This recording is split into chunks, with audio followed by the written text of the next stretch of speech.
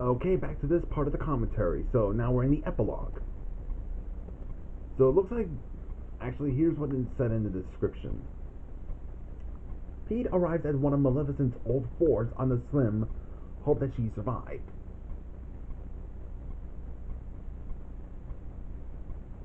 And that is actually Mont Saint Michel. If you guys never heard of it, it's really, like, if you go to France, or it is like one of the biggest tourist attractions. It wasn't like a prison, it was like at a castle. Yes, it has like houses everywhere, and it was really cool. Plus, it's a place where everyone is. It's a sanctuary to any pilgrims that want to get away from, like, very violent warlord mongering, bloodthirsty freaks. Plus, it is also home for, like, cultural, religious, and strategic whatever values, since the Merovingians held power over the region. Plus, it is the home of the Pilgrimage Center.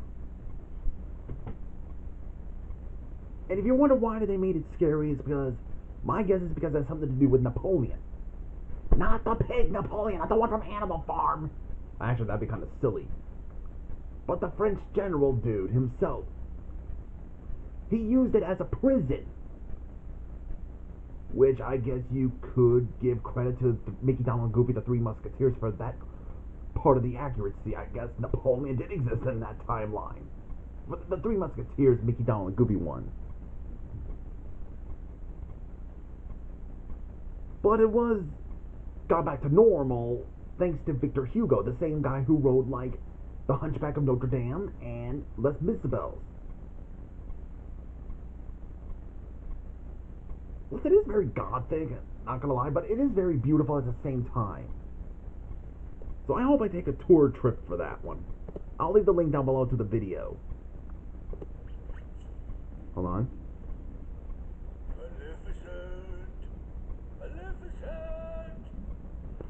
Using the audio from Kingdom Hearts 2, where Pete was in Hollow Bastion, where he was in that, looks like the Heartless Tower, more likely, or it's a Heartless Castle.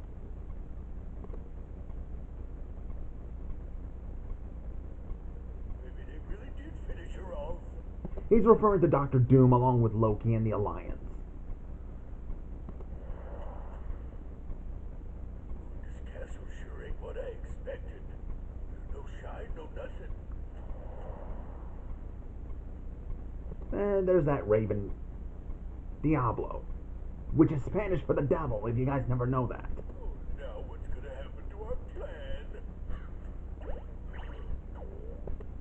Yeah, break down over a bird. Which is my guess by Kingdom Hearts knowledge. She is coming back. Yep. And then we see at the Palace of Justice, we see Frollo recruiting Jafar as his new second-in-command. Hold on. You know, my last captain of the guard was a bit of a disappointment. Your concern is touching, but hardly necessary. Yeah, he's the new second-in-command, Jafar is, which is odd, because Frollo hates magic. But it can also make sense because he is dealing with a bunch of supervillains, so he probably doesn't need Jafar for that. Until he backstabs him. Then McLeach arrives and tells about Count Rogov's death. Probably got eaten by leopards. And Sauron's death. Again, it's a pterodactyl dude, which I just still don't care.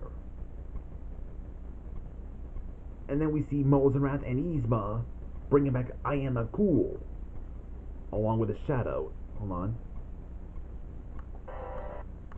Because of the banishing spell, I wonder how I can hold the living, but my living shadow can.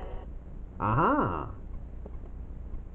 And then we see Medusa's furious at Smith's failures. Hold on. And now she's gonna use Dr. Oct. The way he just did that, like, no, it's all like, oh. It's kind of like that. Let me replay that again.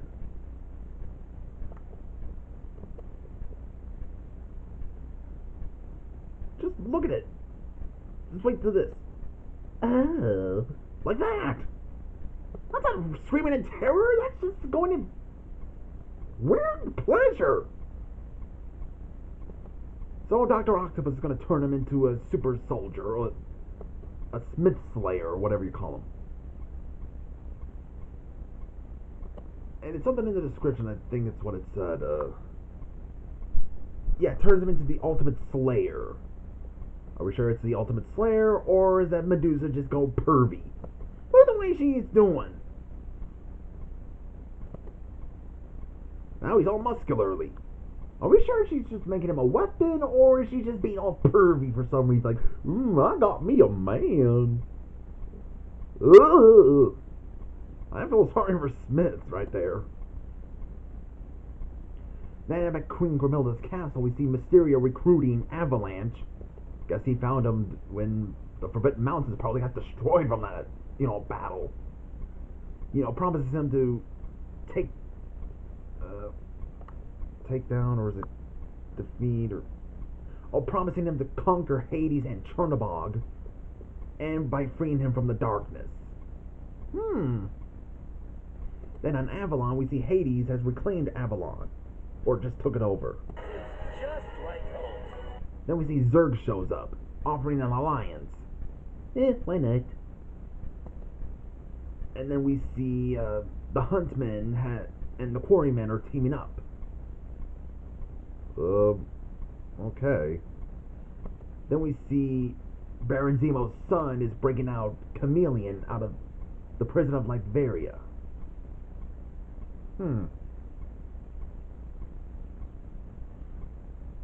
And then we see Queen Grimhilda and Cruella are going to... Queen Grimhilda and Cruella are going to use that well that Queen Nerissa has to travel to another dimension. Even though I do not care for Queen Grimhilda, but I also do not care for the cartoon Loki. Just saying. So now they're both going to end up in the live-action universe. About time.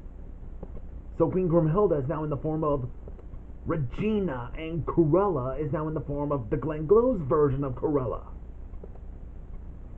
So yeah, Queen Regina, I liked her better. And if you guys want to know which Loki I like, it's mostly the Marvel Cinematic Universe version of Loki. I know it sounds off topic, I just want to say I like Regina and the MCU Loki way better. And if we're in the live action universe, that would probably also mean we'd get to use the Marvel Cinematic Universe characters. Hey, I've always said I'm more of a Marvel movie person. I said I like the Marvel movies. I'm just saying. So that was Disney versus Marvel Villains round 2. Part 2, round 2. That was a pretty good round. See you guys in the next part of the video, or next video that is.